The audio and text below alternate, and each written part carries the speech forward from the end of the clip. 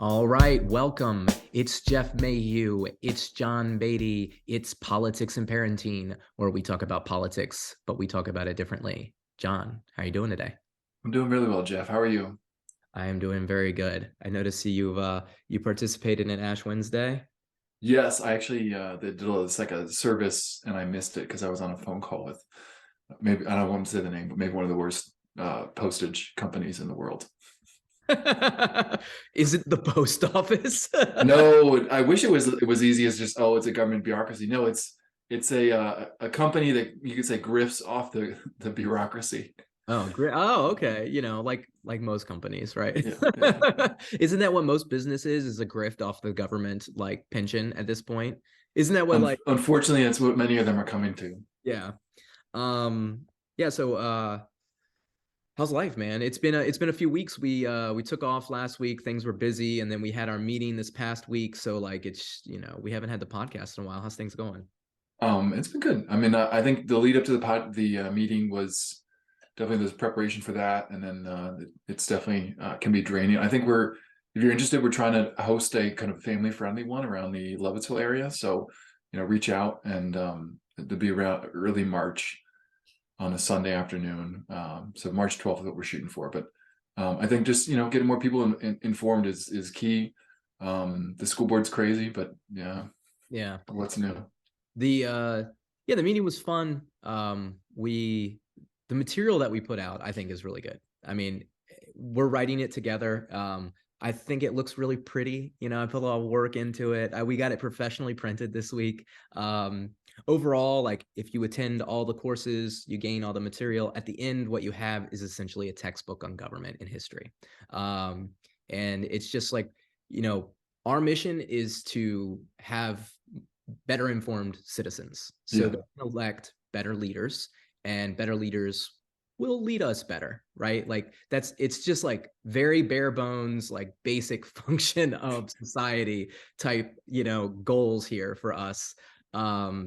And Low expectations, if you will. well, I mean, it's actually very high expectations, because, for thousands of years, people did not believe that regular citizens could become informed enough to govern themselves, until our republic was formed.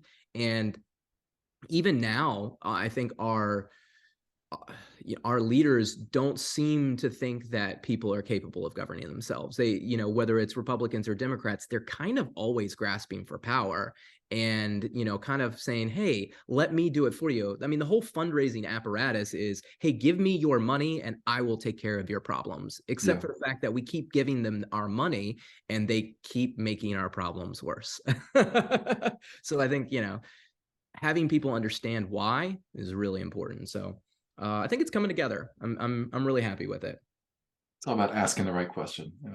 Right, and something that you mentioned, we're gonna put out a family friendly one where you can bring your kids in Lovettsville, and the adults can sit and just have this very brief conversation about structure and function of Republican government, and the kids can play.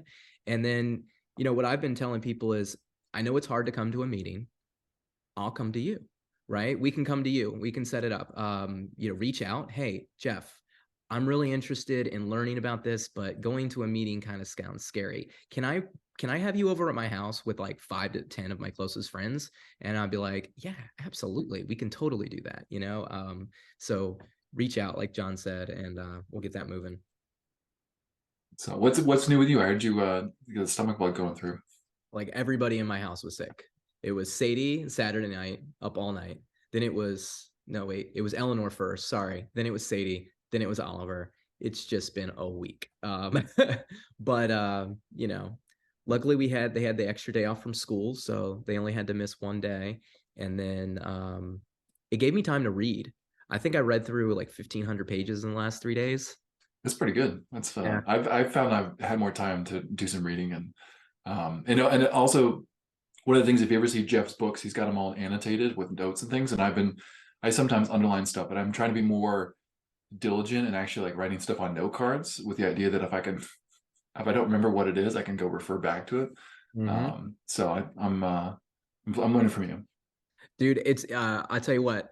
So people they talk about my books and like, hey, why do you do this all this time? And a lot of it is like, it's mental, right? If I see it, if I highlight it, I'm more likely to remember it. And if I think it's important when I'm reading it, I'll know I'll need to know it again, because I Mhm. recognized early on when you're reading all these different stories, you get these different versions of events. And so like Yeah, my whole purpose is read as much as possible and then put it all together, figure out what's real and what's not real. And I'll tell you what, tonight's prep for this podcast, all my annotation and notes have really come in handy. Like I read the Woodrow Wilson biography back in January of last year, I believe it was.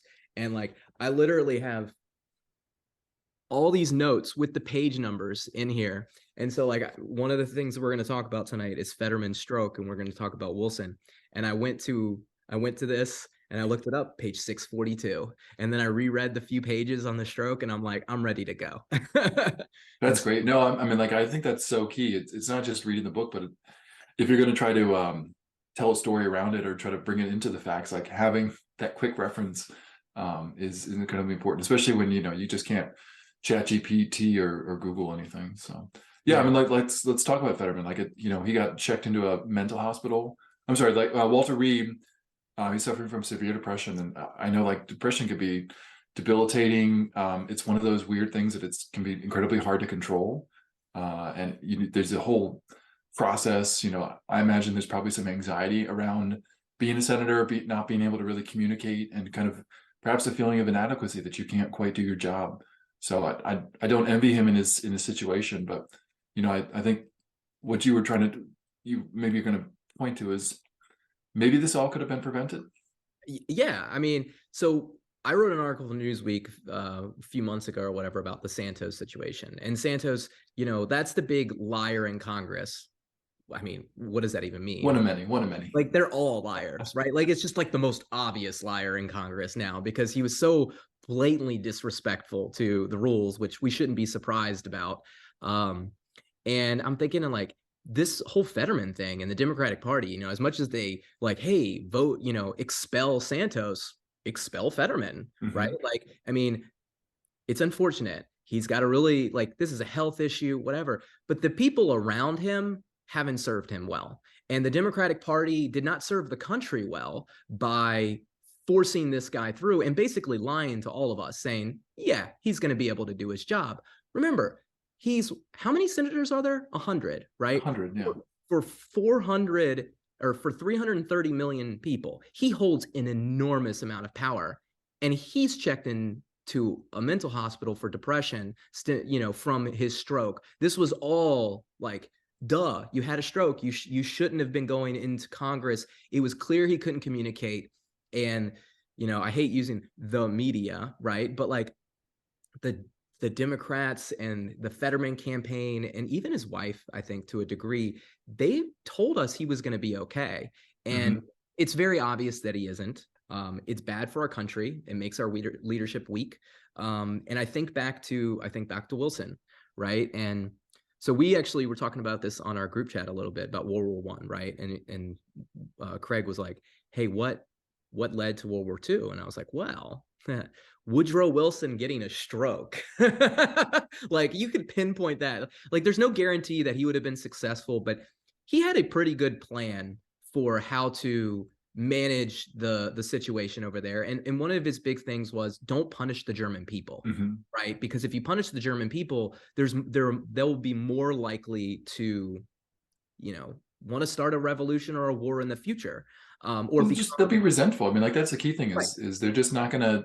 It's just gonna be bad blood, and bad blood doesn't go away.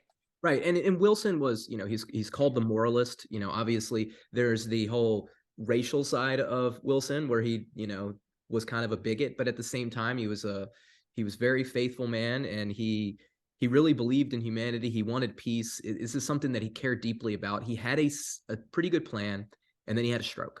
Okay.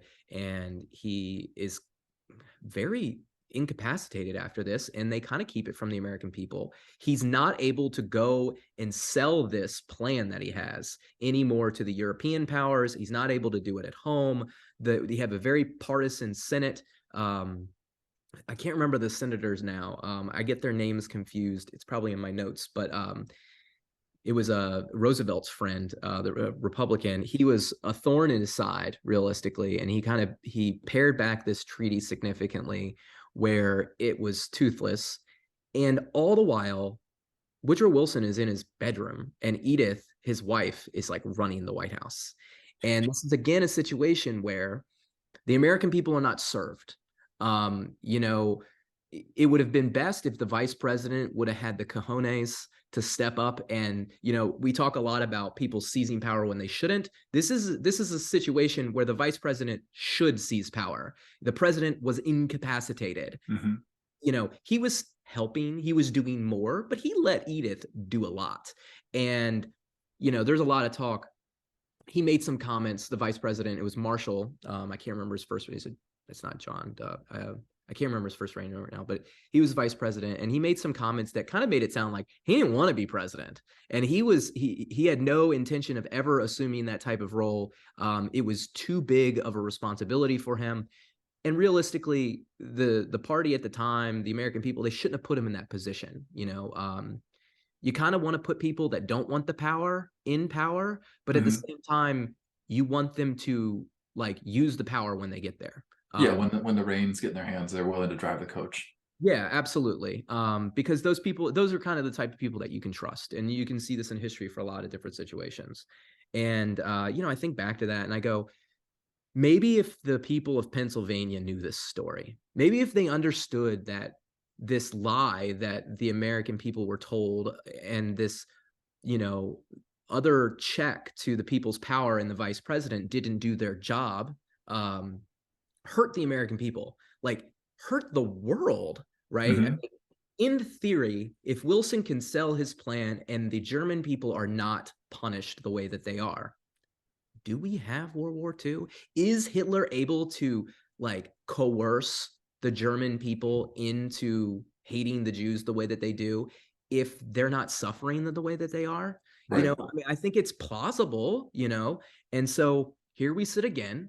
We have a senator, not a president, who has a stroke, who's running for office, or he's not even a senator, right? He's just running for office. And the American people have a choice, or the people of Pennsylvania have a choice.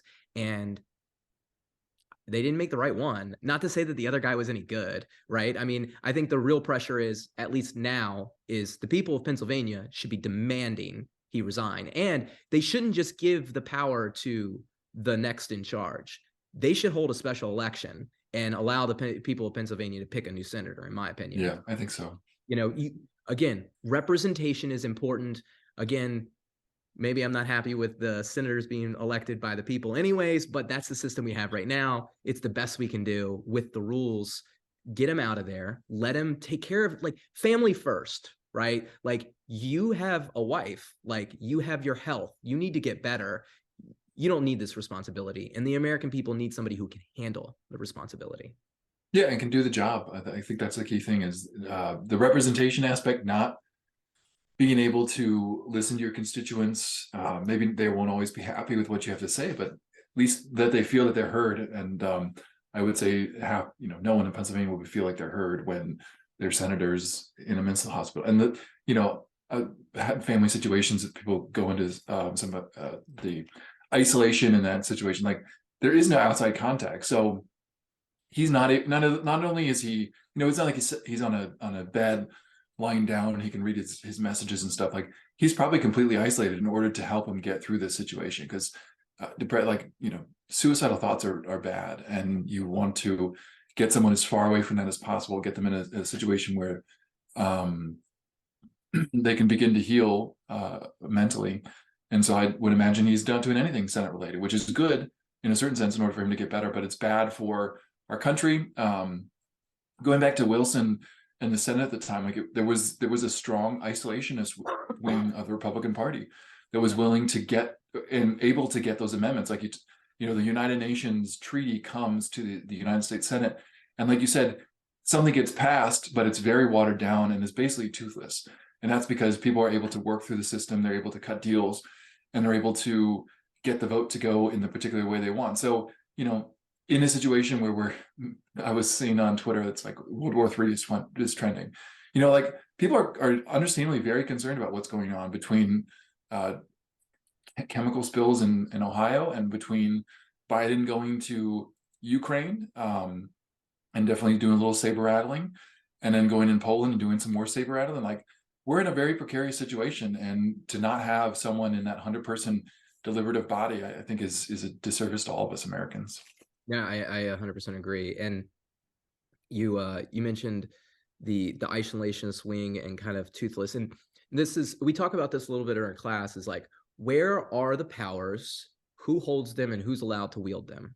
And Mm-hmm. so like a treaty is wielded by the president, right? Like we trust that in one person because we understand that to negotiate something that complex with world powers, you can't have 100 people involved, right? So we are supposed to trust our president to go out and do that. And then the Senate, like, they're there to advise and consent. They're Mm-hmm. not there to play politics. And it's like, look, you think this is right for our country? Come here and tell us why, which I do think that if Wilson was able to come and sell it to the American people, he's able to overcome this isolationist wing realistically, because he was an electric politician. Put aside his faults and everything you don't like about his progressivism, he was good at his job. And I think he would have been able to get this done, and the American people would have been served.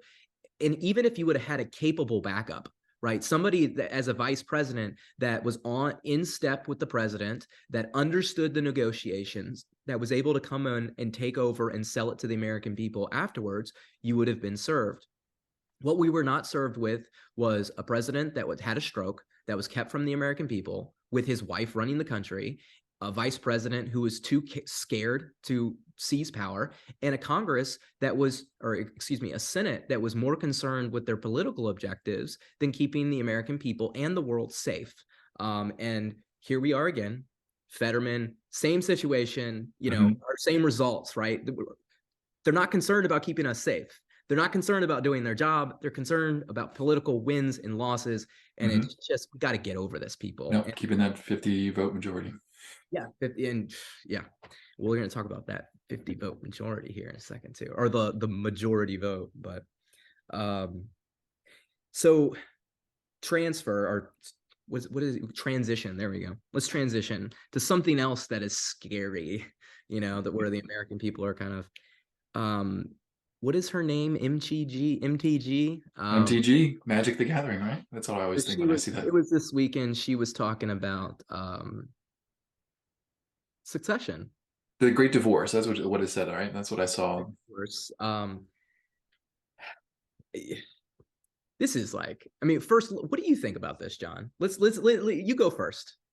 I mean, I remember in 2000, was it 2004 when Bush won, or was it 2000? I mean, I was young, and I remember this whole thought of like, well, we're going to divide blue states and red states. And just being young at the time, it didn't really seem like it would make that much sense. Also, because you kind of had the two sort of the coasts that were the Democratic enclaves, and you had sort of the middle heartland. So it wouldn't really have made sense as a country. And, being a young middle schooler at the time, I could see that was a silly idea. So, middle schooler me is now a little bit older, and I can still see this as a silly idea. Like, what are you going to gain from this? You're so fed up with this, with not getting your way, like a little child, and throwing a tantrum, and you think, well, I'm just going to break everything and hope that people will let me be my way. Like, honestly, like, I hate to say, but like, we fought a war over this. Like, there's a need for people to come together, but there's also a need for you to kind of work through the system, and if you don't like it, perhaps change the rules and system. But to go out there and say, well, if we just break apart, that'll solve all of our problems. I saw the little screenshot of something. We can govern our schools as we want. We don't have to do any of these industrial policies that other states do. Like, instead of throwing a tantrum and saying like, sorry. So we could do all that right now if Yeah, we no, we could. elected better leaders, not like her, right? Like, I mean, come on. It's just, sorry, go ahead. No, like, it's, you're fed up with I think the big thing is everyone talks in Virginia like, oh, don't California, Virginia, or some people are like, well, don't Virginia, California. If you don't like the way the state is going, maybe you should come up with the reasons why, other than saying like, well, we did it this way, you're trying to change it, you're just bad because you're trying to change it. I think like there's some back and forth to the merits of this. I was thinking about one of the big things is maybe electrification of vehicles. Now I have a little car that has a battery, it's electric drivetrain, but it also has a little gas engine in the back. And I think this is like the perfect metaphor for how we might change our economy. It's kind of a slow thing where you introduce electrification, but you're still kind of like got this backup of petroleum. And the one side is not wanting to do that. They're wanting to go full on electrify everything, much to the chagrin of everyone. And I think that's what Europe is seeing right now is if you get rid of fossil fuels completely and you don't have the backup, you're going to have suffering and stuff, and people are going to be upset. And if anything, if that was your goal, is to electrify everything, but you're dealing with the people, they're going to be upset. They're not going to appreciate that. So I think, sorry, getting on a tangent, like I think being slow in something and trying to like sell people an idea and trying to talk about the benefits, acknowledge any negatives, but again, talk about the benefits and say like, yeah, we can work through those problems and get something better. But to just go on and say like, oh, I'm done with you people, bye, good luck, good riddance, like that's not human. That's so animalistic, and it's just not going to make anything better. Well, so yes, that is definitely the way that we should do things, right? I mean, we go back to the original secession, right? There's been lots of talk of secession in this country since the founding. The first occurred realistically, it wasn't secession, it was nullification, right? And that was with the Aliens and Sedition Acts. You have Jefferson, you have Madison, they write the Kentucky and Virginia resolutions. Jefferson, who, is Jefferson, right? he's flamboyantly against tyranny, so much so that he invites revolution and tyranny. And you see that in the French Revolution, and he basically says, hey, the states can nullify, right? And look, Jefferson wasn't even in the country when the Constitution was being like written and ratified. Like he has no understanding of what's going on, and somehow people always come back to like this understanding of nullification. Madison, on the other hand, he writes the Virginia resolutions, and he's like, maybe you could nullify federal law under really, really harsh circumstances, but you have an obligation as citizen, as laws makers, as legislatures, as long as you have your freedoms, which I think the most important freedom is the freedom of speech. As long as you have the freedom of speech and the right to representation, then you have the ability to change your government, to change your laws, and you should do it legally. And if it takes time, it takes time. That's the rules that we have in place. And you can't break the rules just because the other guy's breaking the rules, right? Like if the bad guy breaks the rules, you can't just be like, all right, I'm going to break the rules too. No, because that just makes you the bad guy, right? And you go back and you had the nullification. You've got nullification of 1828 with John C. Calhoun. We've talked about that on the show before. And this gets me to kind of with MTG, because that nullification started with Calhoun because he wanted to advance the idea and his peculiar institution of slavery because he saw it dying, right? Like he saw it wasn't just the United States that was turning against slavery. It was the world. Britain had outlawed slavery and were, against the slave trade and all that stuff. And so you fast forward through the Tyler administration or through the Jackson administration, and, Calhoun is kind of at battle with Jackson over nullification, and Jackson is a slaveholder, but at the same time he's a union guy, he's a constitution guy. He goes, you can't do this and I won't let you, even if it is for slavery, I don't care. These are the rules, we play by the rules. And so during the last years of Tyler's administration, the annexation of Texas comes into play. And so this happens because Texas is realistically like, they know that America wants to expand. It's not a secret. John Quincy Adams wanted Texas. Andrew Jackson wanted Texas. William Clay wants Texas. He's running for the presidency all the time, it seems like. and so Texas is like, how do we protect Mexico is like, how do we protect ourselves from this American expansionism? And so they come up with this really brilliant idea to give land away to immigrants because they don't have enough people to fill this land and take care of it. And who takes advantage of that but American citizens, right? So they leave, because the country's in like a recession. It's hard to buy property. There's not enough, like the monetary policy's tight, right? And so the Americans move in, and they move in with their slaves, even though Mexico says you're not allowed to have slaves here. Yeah. They bring them in. And so this led to tension and violence, which led to a revolution, which Texas was able to declare their independence, free themselves, as in 1836, right? So this is during the Jackson administration, and Andrew Jackson recognizes the independence of Texas. This legitimizes the republic, essentially. Like I mentioned before, John Quincy Adams, Clay, Jackson, they all wanted Texas. So they're kind of like, I don't really know. It's funny at this time period, you've got two sections of the country that want Texas for two different reasons. Hmm. The South wants Texas because they know that it sets up a blockade in the Senate for slave states. Right. More slaveholding senators. The North, and it's not necessarily the North per se, as much as it is like people like Clay who want to expand his American experiment, or is it experiment or expedition? I can't remember. He wants it because, look, it's going to protect the country. It's going to keep us safe. It's going to open up new business. Like, this is opportunity for America. And realistically, it's land that's kind of unused, right? Mexico literally can't fill it. They have to Right. invite Americans in. It should be ours, in all reality. So Webster, who was the Secretary of State at the time, when Texas comes to annexation in the Tyler administration, right? Because now it's been talk for years, and now it's coming to a head. It's the last years of Tyler's administration. He's against it. Tyler replaces Webster with Abel Upshur, who was the Navy secretary. Upshur believed that adding Texas gives us strength and protects us from the British and the French, and it opens up more American, settlements and commerce. All of that was true. Hmm. He also believed that the expansion would secure power in the Congress for the slaveholding states. That is also true. But not everybody agrees with that part or wants that part. And so the Southerners at the time, they feared a slave uprising. The slavery, there were a lot of slaves, and it was the white to black ratio was getting out of skew, realistically. Sorry, I got the coughs.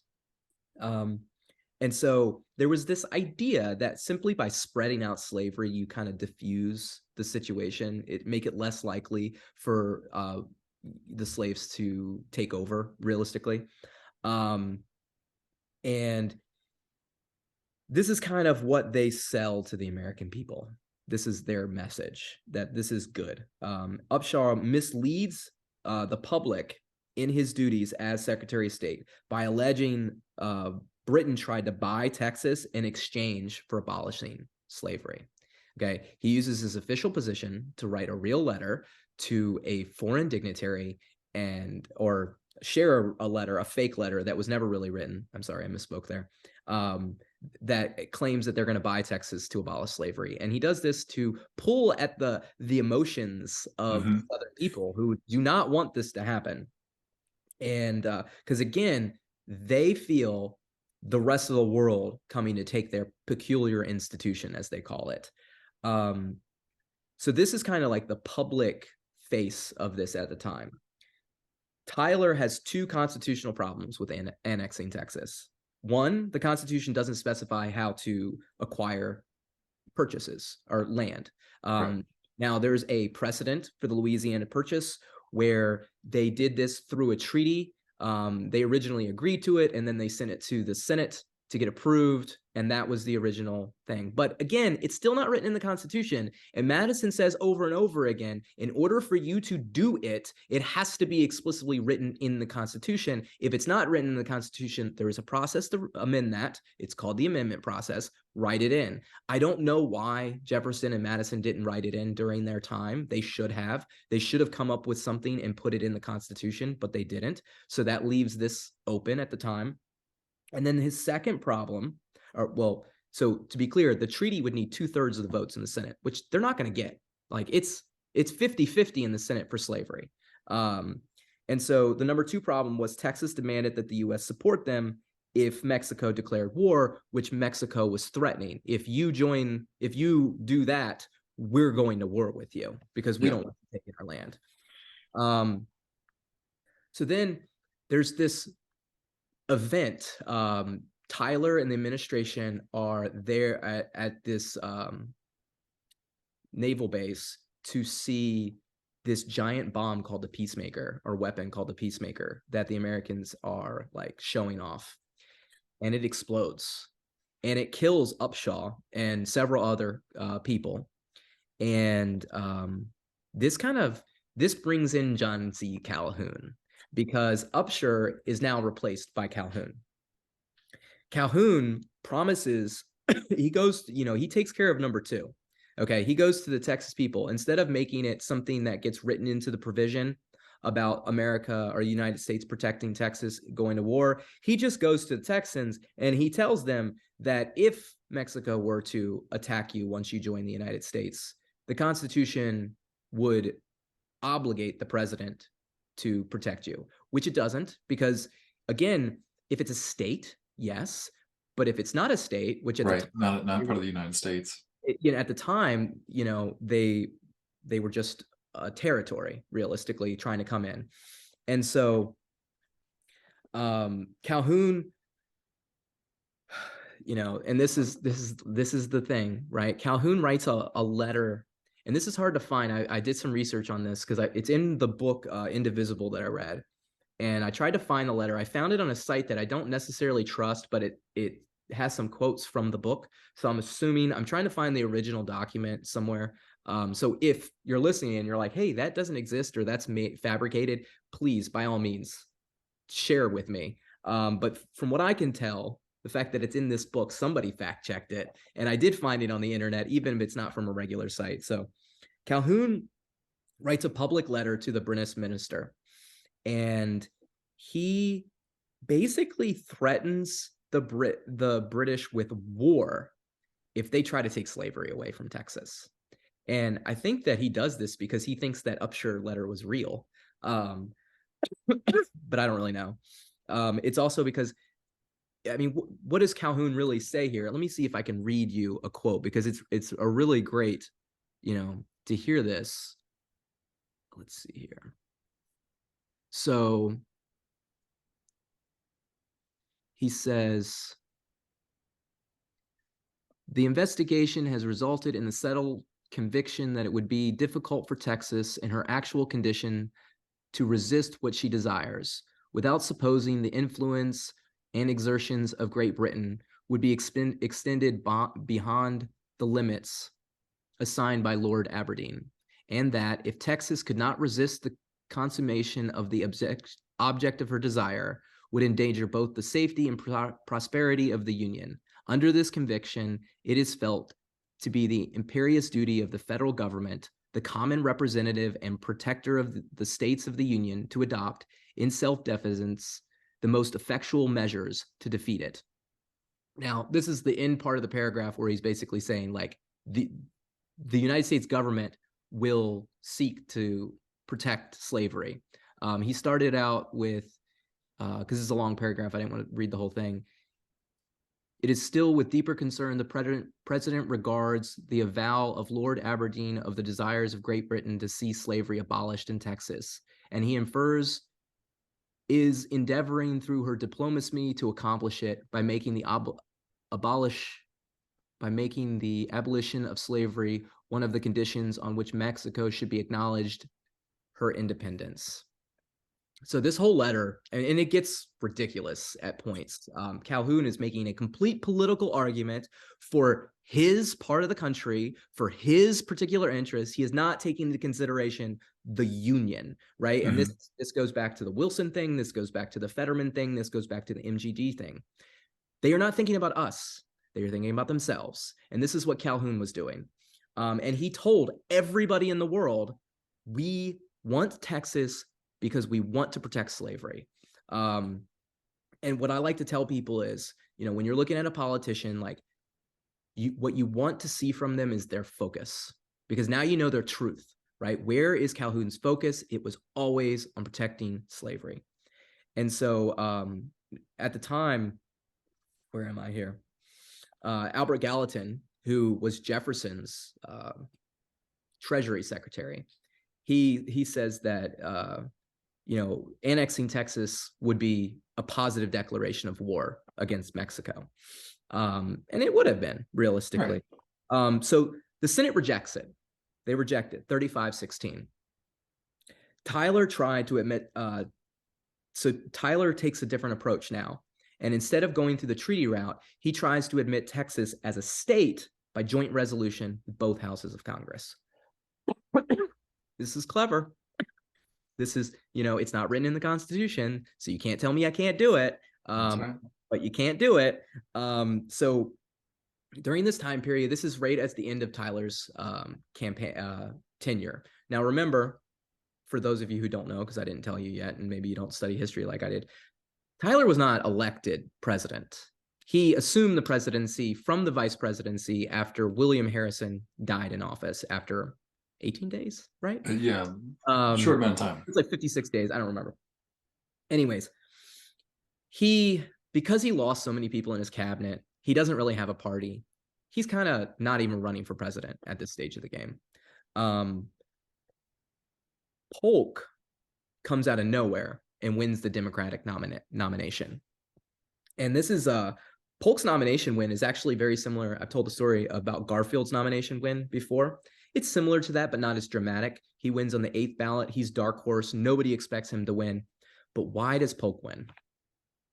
Because the people running for the Democratic nomination, one of them was Martin Van Buren. He was the guy that realistically, he was the 8th president. He has the most political power at this stage of the game for the Democratic Party. He should have won the nomination, but Calhoun and him have a grudge. Back to that nullification, back to Andrew Jackson. And Calhoun uses his political clout to stop Van Buren from winning the nomination. And, that's how Polk ends up being a dark horse. Polk runs on a very Jacksonian platform, an opposition to the national bank, federal funded infrastructure, and protective tariffs. But he also adds in that the U.S. was entitled to all the Oregon Territory and claimed that Texas was part of the Louisiana Purchase and that they should re-annex Texas. Okay, so again, politicians lie. It's important for the citizens to be informed. There's maps, there's treaties signed by people. You can look it up. And they could have then too. It just would have been harder. And so Daniel Webster at the time, he makes the argument that you shouldn't take Texas in. He's kind of one of these nationalistic guys that actually was against it. And his thing is he's a Republican at heart. And he goes, a republic too big is doomed to fail. This is the argument that you hear all the time, right? And he goes, there should be limits to a republic, which that argument should have held sway with the Democrats at the time and what their beliefs were.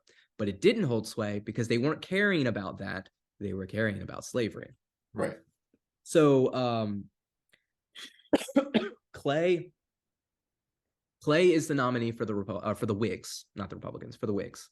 And he's like, I can't believe I'm facing this James Polk guy. Who is this? He's like a one-term House of Reps guy, or no, I can't remember his resume right now, but he didn't have a great resume. He was a very unimpressive man for the most part. Well, I take that back. He's impressive in what he got done, but unimpressive in stature. And so Clay completely bungles the situation over Texas because he wants Texas, but he doesn't want Texas, not under these circumstances. So he's against it, then he's for it, or then he walks it back. It makes him look like a fool. He loses the election. Polk wins. The Whig Party dies. Now, Tyler is still president, and now you've had a presidential election that has confirmed that the American people want Texas. That's the way he perceives it. So he's like, I'm going to get this done before I leave office. So he tries to get the Senate to admit them as a state, but they can't decide on the question of slavery.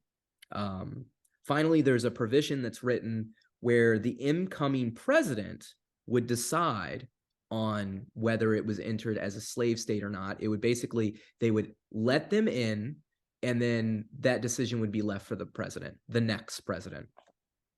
Tyler's like, no, man, you guys call me his accidency. Like, I don't even belong here. I'm getting this done now. He calls up his, his people in Texas, and he's like, this is happening. Because with that provision, it now passes the Senate 27-25, which, let's go back to this constitutionality thing. It's not a treaty. It's not a treaty. So now it's just a majority vote as opposed to a two-thirds threshold. Is that how we want to bring in territory to the United States? Like, is that think of the amount of power you are bringing into the country versus the amount of power that's being wielded to get it. They need to be balanced. And this is not the way it should have been done. Not at all. And so he rushes it through. And in his final days in office, John Tyler gets Texas admitted as a state, as a slave state. And then it's finally ratified after Texas approves, and it's in.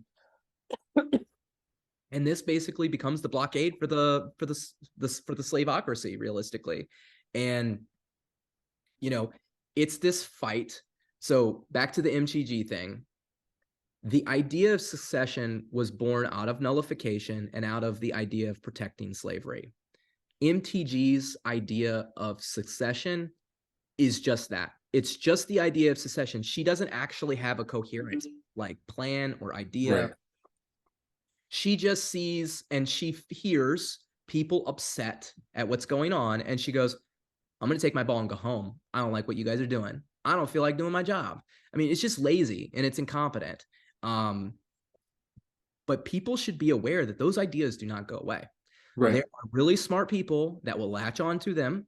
They will carve their own interest out of it, just like John C. Calhoun did with his interest of slavery, and they will divide you.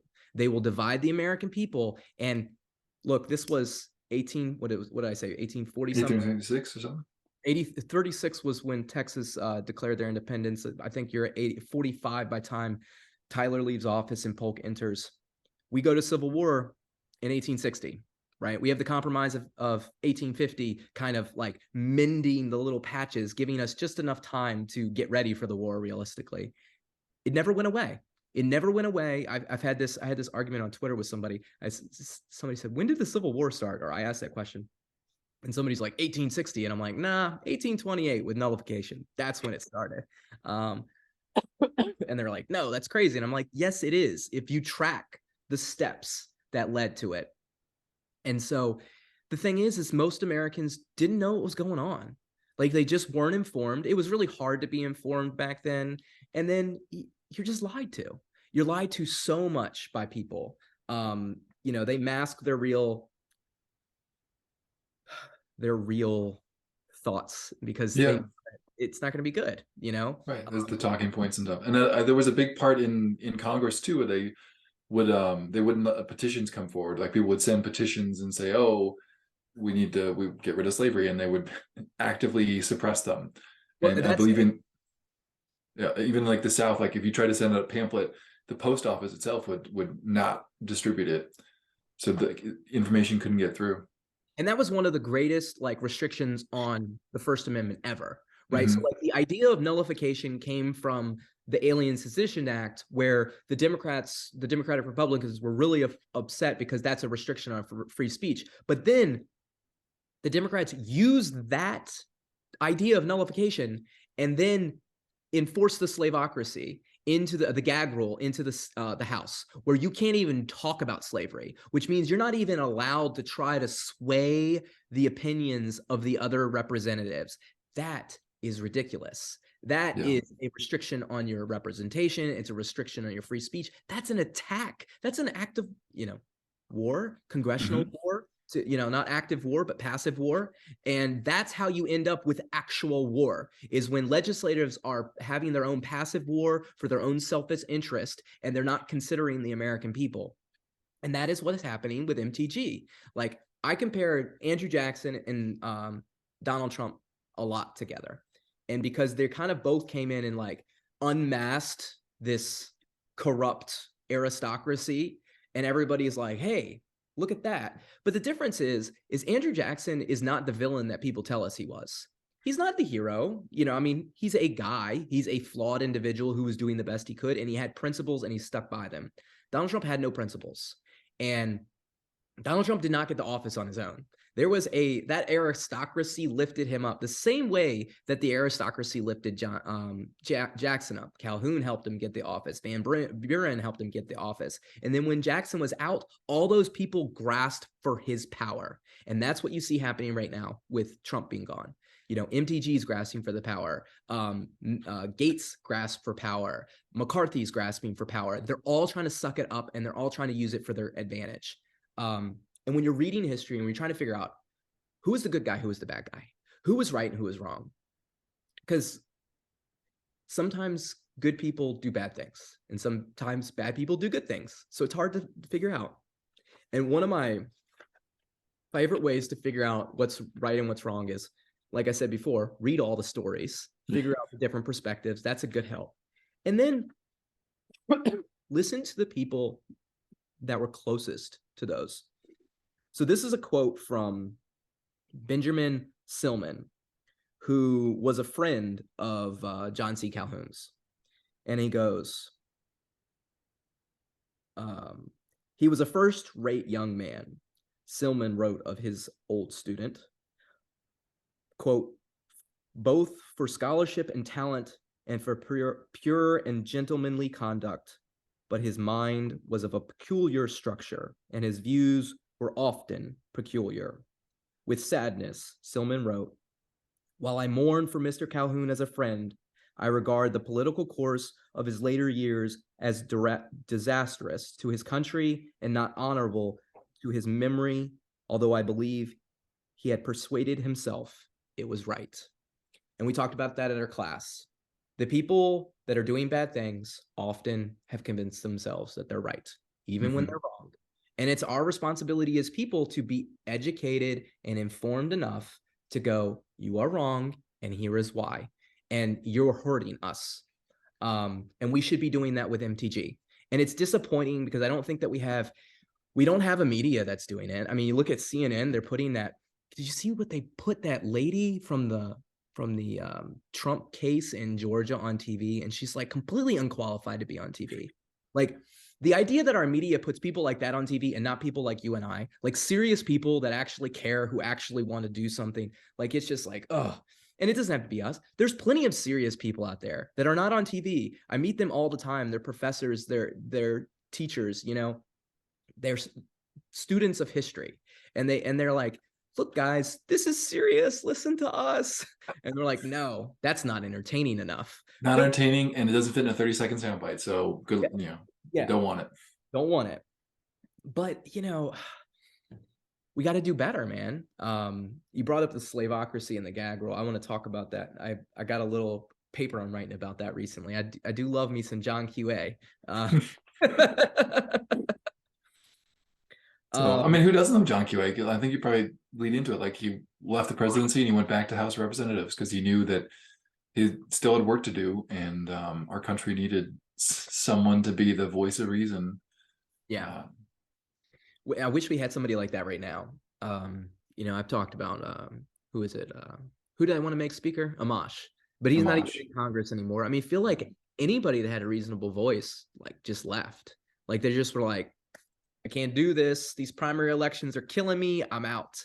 And now we're left with a bunch of people who just, man, it's embarrassing. It is embarrassing.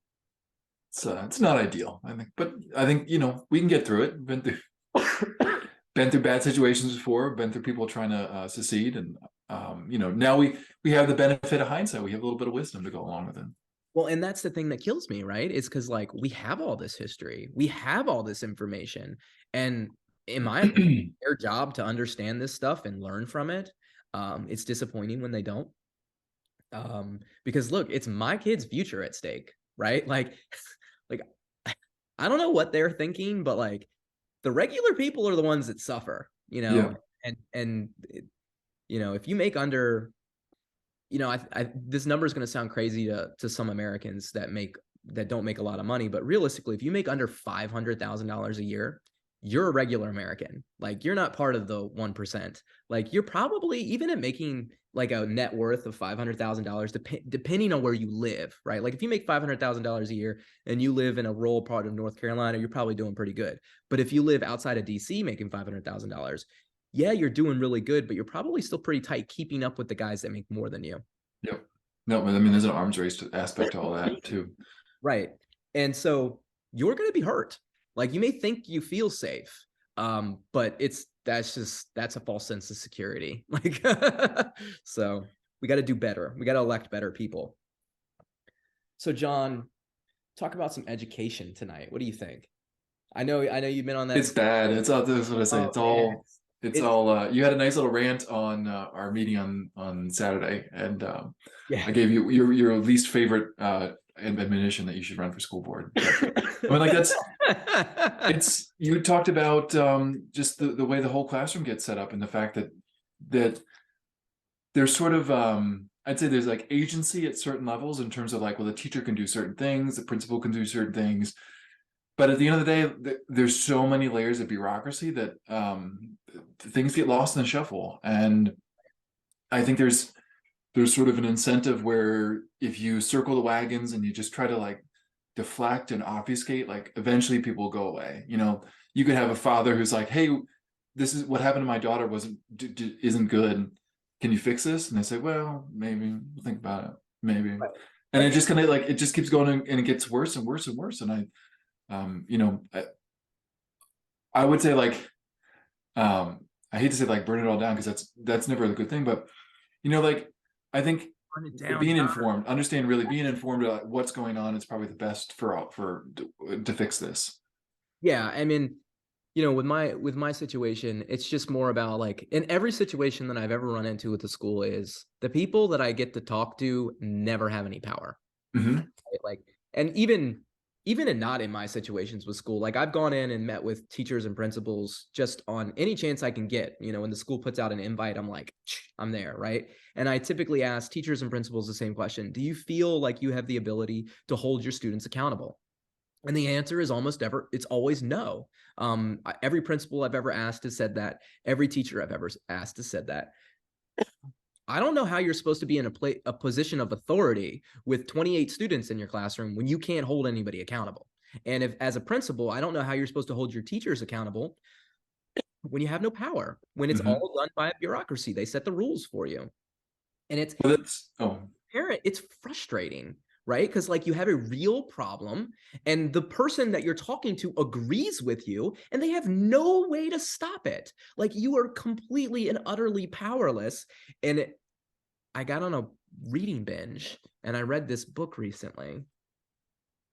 It's Brave New World by, I don't know how to pronounce Aldous Huxley. Thank you. You knew I would struggle with that. And man, is it not like, I read this in like one day. I picked it up at Barnes and Noble yesterday and I finished it last night before I went to bed. That's how good it was. It's like scary. Just Woo. First of all, if you haven't read this book, go read this book first. Okay. It's The People's Tycoon. It's about Henry Ford. It's really important in understanding what he's talking about. John, I don't know if you remember, but Ford is like their deity in this book, which is, interesting because he is the one that comes up with this like social conditioning type thing that he tries to institute in his Ford plants. And he's the one that really kind of propels the consumerism that we live in. He propels that standardization of society that we live in, and that has realistically all been applied to our education system. Mm-hmm. And it's all about standardization. It's all about teaching the same thing. I mean, and again, like in theory, like making sure that there's some kind of standard is probably a good thing. But I would say where it breaks down is in terms of taking agency, where you say like a teacher can't really try new things without perhaps feeling like someone's going to look over their shoulder and say, you shouldn't be doing that. I think the other challenge is the model that we train teachers. Like, it's not just like the fact that teachers all have to teach the same thing, all have to fit whatever the standards are. But it's the fact that every teacher goes through the same process where if you don't have an education degree, if you don't have a master's in education, you're actually limited from teaching. And this whole process of going through the learning through the education school means that every teacher is going to be trained the same way. So Right. theoretically, if you're training them appropriately, maybe that's not a bad thing. But if we can all kind of recognize that like education is kind of falling off a cliff in Right. terms of students aren't getting any better, we're spending a lot more money on there. There's layers and layers of bureaucracy in order to try to like fix the problem of kids not succeeding, but it's not getting any better. Like, maybe we should take a couple steps back and sort of go through that like 5 whys of why are we in this situation? Like, is it because of the curriculum? Is it because of the way that teachers are being trained? Is it because of the fact that the people running the schools are kind of teachers that don't like teaching, and so they have to get promoted into the levels of bureaucracy where they control things, but they don't have, the decisions they make don't have day-to-day effect. They don't see the effects of the decisions they make in the day-to-day operation of the school and the day-to-day classrooms. Yeah. So like you hit on so many things there. So let me think back. The book really got me thinking about another book I read called Dumbing Us Down, Mm-hmm. the hidden curriculum of compulsory schooling. It was written by a teacher, John Taylor Gatto. I'm not good at pronouncing names. I am sorry. And he argues in the book that the modern education system, rather than helping students become educated and critical thinkers, actually hinders their development and reinforces a culture of conformity and obedience, which is exactly what A Brave New World is, right? Mm-hmm. It's a story of a culture that has gotten rid of emotion. They've gotten rid of Pain, suffering. pain and suffering, and they've made you believe that your life is good based on where they put you. And they have 5 caste systems, and they condition you from birth, right? And so let me read you just a little. Read the audience here. Where'd it go? Um, so let's see. Books and loud noises, flowers and electric shocks. Already in the infant mind, these couples were man, I'm sorry to the audience with all my coughing today. I apologize. Were compromisingly linked. And after 200 repetitions of the same or similar lesson would be wielded, darn it, I don't know how to say that word out loud. I only say these words in my head sometimes. What man has joined nature is powerless to put asunder. They grow up with what the psychologists used to call an instinctive hatred of books and flowers. Reflects his ability conditioned. They'll be safe from books and botany all their lives. And so what this, my very terrible reading of this is explaining is, in certain castes, they shape you not Mm-hmm. to like to read, not to like nature, because they found this was counterproductive to what they were needed for in the labor force. And I can't help think that's what's broken with our education system, right? All this idea of you have to know this, all these standards that they put in place. And what they do is they never bother to teach anyone how to read. And there's a lot of talk about equality and equity, and all students need all these great opportunities. And I go, look, the difference between the upper class of society and the lower class of society is not wealth. It is not money. It is time. It is Mm-hmm. always time. And if you want to give the lower class of society a chance to raise themselves up, create an atmosphere where the students come into class, they have plenty of outside time. They have plenty of time for lunch, and they have plenty of time to read whatever they want to read. It doesn't really matter. Like, it doesn't matter what they learn. All your standards just need to be thrown out the window, and your focus should be on teaching these kids how to read. I graduated from the Prince William County school system, and I did not know how to read, right? Like, I could read a paragraph, but I could not read a book. And I think what determines whether you can or cannot read is whether you can actually sit and read a book when you want to. If you're not reading like a full book a year or a couple books a year, you're not really reading realistically. You're not taking in the right amount of information. And so many people are put in this position because of where they, you know, their class is society, and the school system just doesn't care. They're like, hey, just pass these tests, memorize this information, get through the system, and then afterwards, your society's problem. We don't care, right? I But got there's some virtue to memorizing information. Like I would push back a little bit. Like if you want to understand how things work, like you need to know facts. Like going back to this discussion of history and stuff. Like not that you memorize the history, but you've read through it and you can remember things and you can kind of build the picture. Like you've talked about, I need to read the same story from a bunch of different perspectives. But if you can't remember things between those different stories, like what's the point? The fact is, you need to, you are, information is getting into your brain and it's sticking there. Now, whether that's like rote memorization or it is the ability to time to read through something, like that is key. And I would just to say, like you did graduate from high school and couldn't read. I feel like I was the same thing. Like I went to a really nice private school and I learned a lot of things, but I definitely couldn't like read. And I think I just picked stuff up through the classroom and stuff. But it wasn't until a couple years out of college, and I was kind of unsure what to do. And I thought, well, maybe I should study. I should become a lawyer or something. So I did a little bit of research in terms of like what you might do to prepare for the LSAT, and I drilled myself on like 60 different LSATs. And part of the LSAT is that this whole reading comprehension thing, you have to read a paragraph and answer questions about that. And that was when I was finally able to sit down, focus, and actually understand a text. Like, you know, you asked in the group chat, like, who's here has read Moby Dick? And one of the other members was like, well, I was in a class that taught. I was totally in a class where Moby Dick was read. I think maybe I read bits and pieces here, but I would like listen to the discussion in class. But I certainly don't think I could ever say I really read and understood Moby Dick. Like I know the general idea of there's Queequeg and Captain Ahab and a white whale that they're chasing, but like you said, like, well, how does it compare to like with Andrew Jackson and stuff? Like I couldn't tell you that. Like, you know, like that's a key thing of reading. It is catching on the subtleties, not just the main story and the main plot line. well, so let me back up. I don't really mean this forever, right? Like, I guess Mhm. I'm talking about elementary school. Sure. Okay. Yeah. So, like, K through 10 should be basic arithmetic, right? And that should be taught, you know, intermittently. But for the most part, your focus, like, and this is again to the politician thing, like, where is people's focus? Your focus should be on teaching the kids how to read, and your focus should be allowing the kids to be kids. They have a lot of pent up energy. They need to wear it Mhm. out, do things outside, let them socialize, and then give them time to read.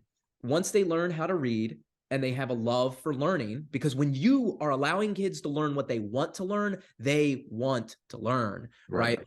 My son is like obsessed with reptiles and he knows all these random facts about reptiles. I hate these things. Like, I am not, they're slimy, they're yucky, whatever, but it interests him, right? So, like, he's not a big reader, but he reads about this, right? And I give him the opportunity to do so, right? And that's important.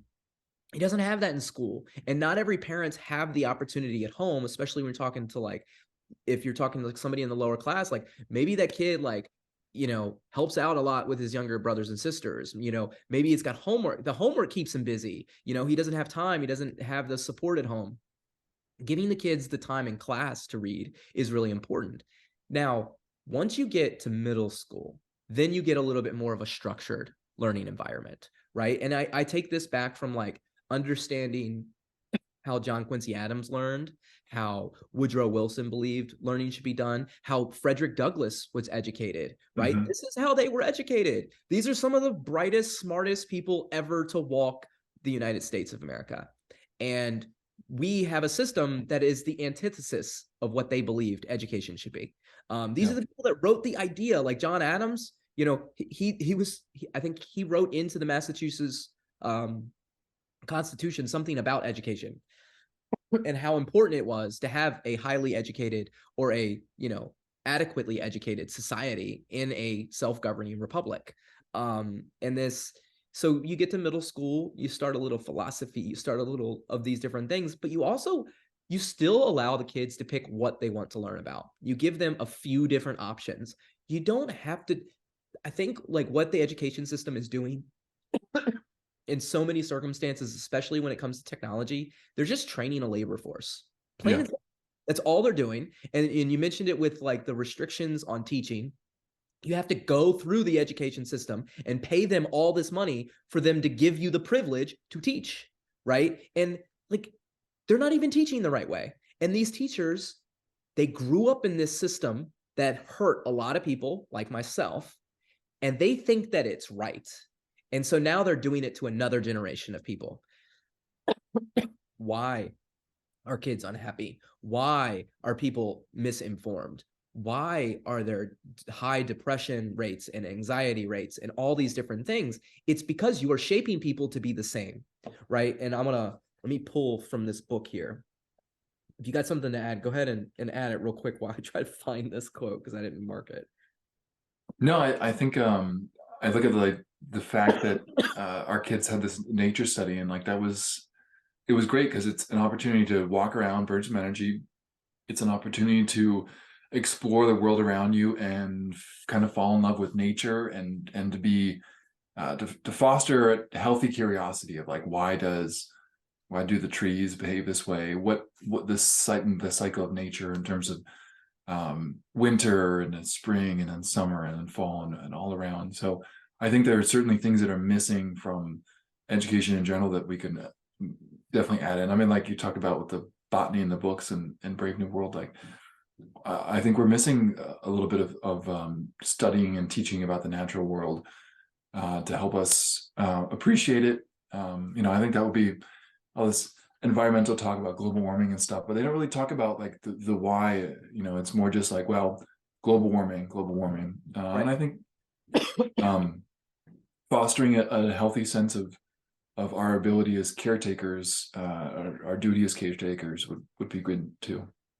Yeah, I mean, you made me think about Teddy Roosevelt, right? Like Mm-hmm. as a child, like he was watching, or I like to use the word observing animals in their natural habitats, and he was studying them. And by the time he became like a very young adult, he was writing books about this stuff.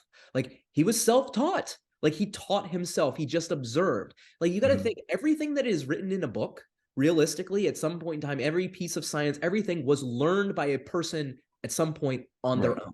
Like they had to come to this understanding on their own or with a group of other human beings.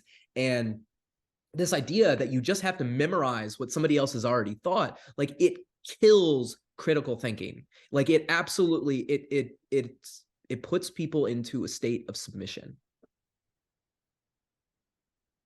It's disappointing, John. It's No, disappointing. it is disappointing. Here's my quote, or where's my? I can't believe I thought I had it flagged. I have to rethink your reading system then if you can. Well, so it's funny. I don't do the annotations nearly as detailed when I'm reading a nonfiction or a fiction book, Yeah.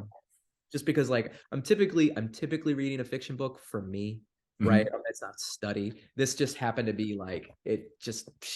I knew it was like my theory was that a brave new world is basically the Democratic Party. This is their platform. Like their whole goal is to say yes to everything, to make us believe that suffering isn't part of the human existence and that they can remove it for us if we just give them our power, and they'll medicate us and do whatever into submission. There's even like a talk about the sexuality of like whatnot in here, and I'm just like, this is so on par with what is going on the progressive end of the political spectrum.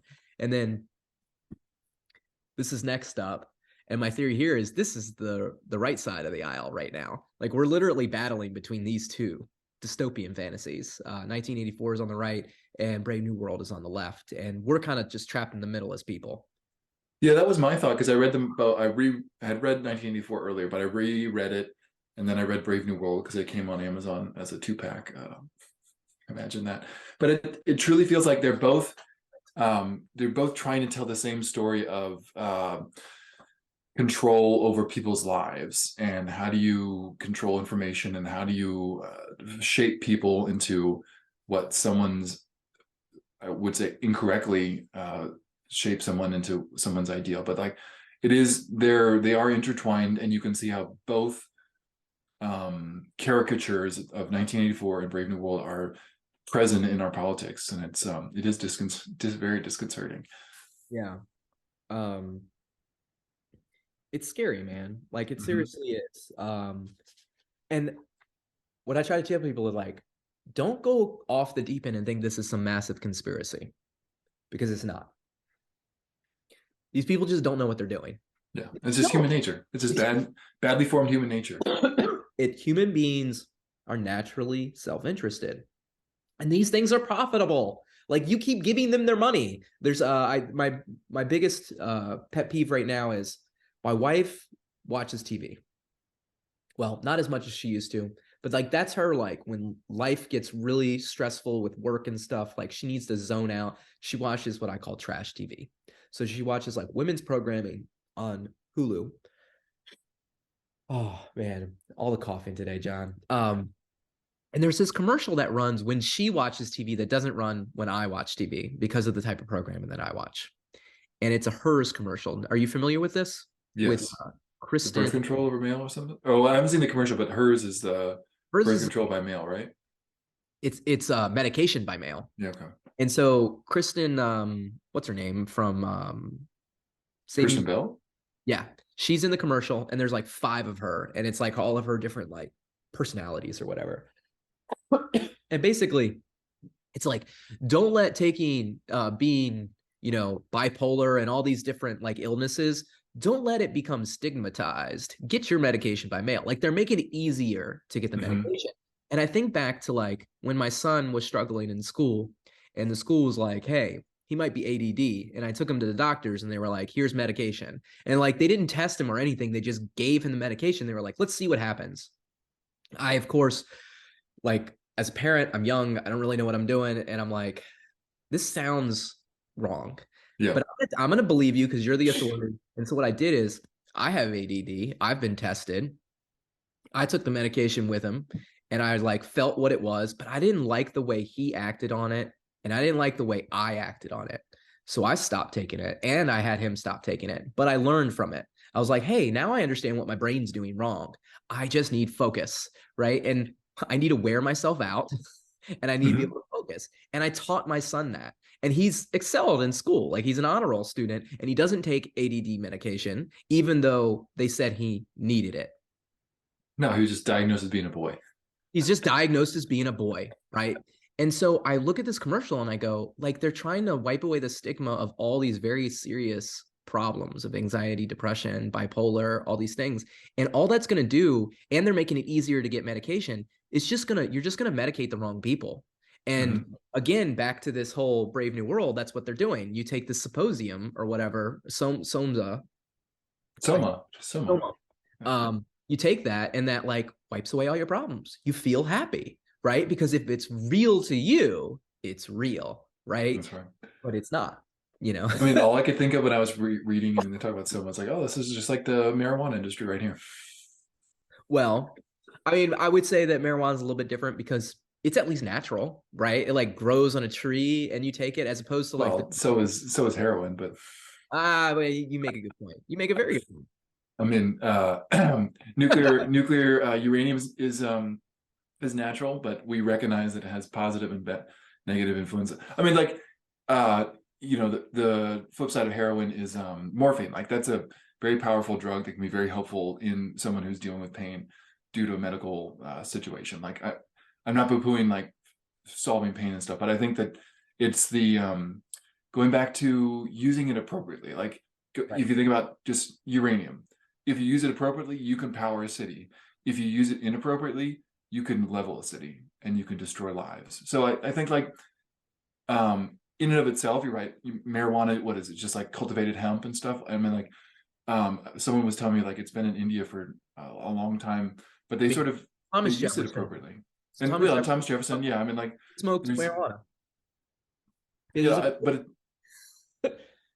it's well, as you said before, he's a little peculiar, so maybe I mean, no one should be surprised that Thomas Jefferson smoked pot. yeah. So uh, it's I think it's complicated, and I think it goes back to like, are you using it appropriately in a certain situation. But when it's like Soma and it's just trying to escape, I'd say that is Right. appropriate. And so the other thing that they talk about in the book is, you only know what you know, Mm-hmm. right? And you become because they separate and they standardize everybody, you become completely dependent on them. And so one of the characters in the books gets lost on a reservation of regular people, Yeah. of and she stays there and she ages, and like during her stay, she has a baby. She's not able to take care of him adequately. People make fun of them because when the kid gets a rip in his clothes, she doesn't know how to sew it because she was never taught that. Yeah. When in her society, when something is broken, you throw it away and you get another one, right? Because that is how consumerism works, and that's how the whole system works. And if you stop doing that, then the whole thing breaks down. And I think that's so much to what's happening to us. And you brought up earlier, you want to talk about the Chat GPT and the Bing, right? And doesn't that kind of play a role into like, if you take away somebody's ability to learn and be educated, and you become dependent on something or someone else, then what happens when they're wrong? Right. So there's a lot of discussion around ChatGPT, around the Bing AI called Sydney. And some people will say, well, we should be really concerned about this. I think apparently there was a Google engineer who thought like Google's AI was living. He leaked confidential messages and stuff, and then he got fired. So there's certainly concern about this. I I've always kind of been on the more skeptical side in terms of like, well, it's literally just a correlation engine. It's just like looking at text, and it says, well, this little bit of text kind of goes with this little bit of text, and then it gives you something that sounds plausible. And so that's kind of been my thought about this. But it really occurred to me today where maybe that is a problem, because if you think about wisdom in general and sort of like prudence and practical wisdom, really what you're trying to do is you're trying to have the right answer at a right situation. And so if your whole corpus that what you feed an AI is just previous situations and previous answers to situations, and if generally like there's sort of like this golden mean where in general we get things right. So in general, if you're feeding sort of the right information to an AI, it's kind of always going to give you back something that sounds plausible and is mostly right. And so if you don't flex that muscle of being critical of what it says, and you're not really an expert per se, and you can kind of see through it what's wrong, you might start to be, even if we know that it's just a correlation engine and we know that it's not alive and there's no personality behind it, the fact that it's able to sort of be right most of the time is going to lull us into this sense that maybe it is right we should think about it more times, and go to it more often, because, well, it's just easier to not think about it and just say, well, it's most likely going to be right, I'll just use ChatGPT. And so we kind of atrophy our natural ability to think through a problem and reason through a problem. And I think that's the real danger. It's not necessarily that the AI is going to be like, oh, you should go kill Bob, because in general we'll realize that we probably shouldn't kill Bob. But if you're going to start outsourcing your thought to something and say, well, I don't need to sort of think critically, I just know that it's mostly going to be right, and maybe someone will correct me if it's wrong. Like, I think that's the real danger right there. It's the fact that we're going to lose the ability to think critically and to really be humans and to look at a situation and try to find the right answer to it. Well, I mean, this kind of plays into the idea of like what I think is wrong with our society, and what happens to all societies realistically is 4 generations Mm-hmm. is like, we know our fathers and we know our grandfathers, Yeah. but we really don't know our great grandfathers, Mm-hmm. right? Because we never got to see them or talk to them, for most of us. And so when you get from here to here, these people don't remember these people. They don't remember the lessons. And they were passed down, but each one of these people in between, they kind of put their own spin on things. And these people, they believe it. They don't question it. And now you've got this society that's misled. Well, that happens in government. That's what we're Mm-hmm. going through now. People believe that the election system that we have is right, that the fund rate, but you're wrong. Like, you're 100% wrong. Our founders would not have agreed with it. They would have fought it tooth and nail. You've concentrated power outside of the government into two political parties, and they control it with wealth. 100%. That's what the PACs and the parties do. They control it with money. And the whole system of government we had was designed to stop that from happening, because that's what happened in Britain, right? That's what we didn't want to happen here. And so, like, if you think about that 4 generations from now, like our great, great, great grandchildren, what are they going to think? They're not going to. You know, if you propel this and you or progress it, right? Let's use that word. If you continue on this path, progressing this lack of thought, this lack of reading, this, you know, take the drugs, it'll make you feel better. Drink the alcohol, it supports your economy. You know, by all means, watch the murderous rampage on television that's pretend, because it scares you and it makes you feel something. And realistically, you hate your job so much and you just need that relaxed, you know? What's going to happen when that's all that a society sees? They don't see real life. They don't do anything else, and they don't think for themselves. Man, that is a scary thought. That's a society that can be taken advantage of by somebody like, I don't know, a crazy person like Hitler, right? You know, like that's a society that an authoritarian government can come in and control. You know, I mean, look at China. Look at, you know, they're in submission. You know, they're a standardized society. You know, they concentrate power and separate things out so the individual citizens don't have that much. They completely control things.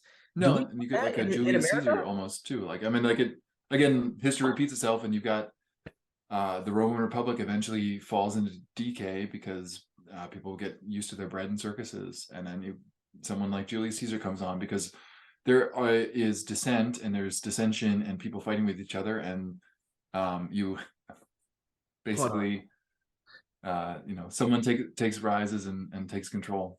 Sorry, let me give a drink. I'm sorry, I'm gonna keep on coughing. 1 second. I'm sorry. So, I mean, you were talking about what our forefathers would say. Katie sent me this screenshot from, I think, Nextdoor, and someone's asking, in no way do I ask this question sarcastically, but what qualifies one to run for political office? And he answers himself and he says, certainly in today's race, qualifications point towards having at least $1 million in the bank, a career as a lawyer, land developer, and tenure on a board, political committees, war veterans, etc. Maybe it's time we try something different. And I said, you know, I hearted it in our little message exchange, because it's so true. Like we're stuck. We don't understand what makes a good statesman. We're stuck with the system that we inherited per se because it came about. But you know, nothing is set in stone, and we can certainly fix it and change it. That was one of the things we tried to talk about on Saturday, is that things can be corrected. Well, and how they get corrected is with an informed citizenry, right? And what the job is, what a representative's job is to listen and to inform. And how they do that is by reading and understanding law and history. And if your representative isn't doing that, then they're not doing their job. If they're worried about fundraising, they're not doing their job. They have manipulated you into believing they're doing their job, but they are not doing their job. And I'll tell you, there are political representatives running for office right now that I have spoken to that say things that are not accurate as far as the rules and how the laws of our Constitution work. And when challenged on that, they push back and they say, well, I don't know if that's true, but they don't give any reasoning. But then here's the kicker. I go, well, I've got a book on this. I'm happy to loan you. And when I heard this, I swear my blood curdled. I'm not going to read your book. If your representative is not reading a book a month, they are not qualified for office. Plain and simple. You, the regular citizen, you don't have to read a book a month. But the person that is leading your country, that is representing you, oh man, you want that person reading, because that's how you do law. That's how you legislate. You need to understand everything that came before you, because everything is based off of precedent and rules and regulations, and you have to understand that. And there are hundreds and thousands of years of history for you to go through to understand how to do this job. And it's always changing and always evolving, and you're never going to know it all. And that's your job, is to study. and then to use that knowledge to lead the people appropriately. And if you go to your representative, the number one question you should ask, what are you reading right now? What are you reading? And if they give you an answer of nothing or something that sounds crackpot, then don't vote for them. I don't care what side of the aisle they're on. I don't care about the other guy. Go to the other guy and challenge them. And then if you can't find them, go find somebody else to run for office. Flat out. Like, make that your mission in life. So one of the things that you said earlier made me think of the quote that we started out with our meeting on, because you were talking about Caesar and the Roman Republic and all that. And so Plutarch said, an imbalance between rich and poor is the oldest and most fatal ailment of all republics. Remember, our republic, our house, was supposed to be represented by regular people. Your description that you just read about what it is to be qualified for office, you have to have at least $1 million in the bank. Yeah, pretty much. That is a discrimination of wealth. It's a wealth barrier, flat out. It is unconstitutional as far as I'm concerned. It's unrepresentative of a representative democracy. And the American people should be very upset about this. But they're not, because nobody talks about it. And, everybody talks about the corruption, but they've got their blinders on and they're like, well, my guys are fighting for me, so I need to give them my money. And be like, do you know what they're spending your money on? Do you?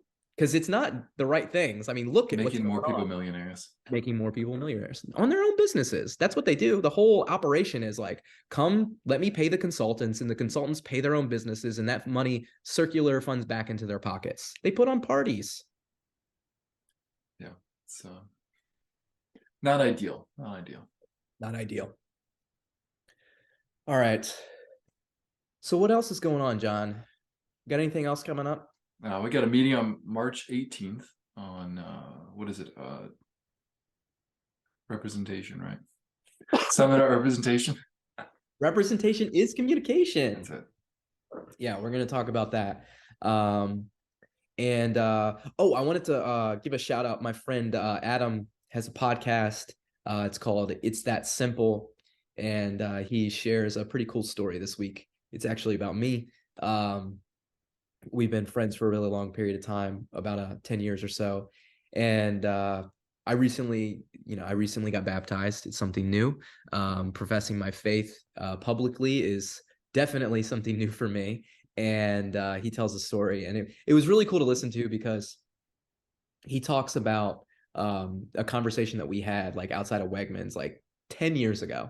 And it's like, man, he remembers that, and it's like, and I remember it too. Like it was a big part of my life. It kind of helped me on the path that I am. And, for me, my faith it's made me a better person. It's made me a better husband. It's made me a better father. And I'm so grateful for it. And I'm very grateful for all the people that kind of like I tell them is like, you did not reject me. So many times in my life, I had met and talked to people, and when I didn't agree with what they agreed with, they rejected me. And all these people along the way, they just loved me, and they just go, hey, I disagree with you, and that's cool. We're allowed to disagree, and let's still be friends, and let's still do all these things. And they never pushed me. They were never like, we need you to believe these things. They let me come to it on my own, right? And it's so Adam tells his part of the story. It's wonderful. Adam's a great podcaster. If you want to check it out, it's on Spotify and Apple. I think Anchor. We'll put a link in the show notes. Yeah, we'll link it in the show notes. We'll link it in the show notes. Yeah, so take a listen. Yeah. Let's see. Was there anything else? I think there was something else I wanted to mention, John, but I think I've forgotten now. Oh well, that happens to me. There's always next week. I got all these books in front of me. I think I hit the Calhoun one. I got the Ford one. I got the Wilson one. I got the. Yeah, I think I'm good. All right. So like John mentioned, our next meeting is March 18th. You can RSVP at madisonianrepublicans.com. If you have any questions, reach out, comment, subscribe, like, and share. And remember, peace and love.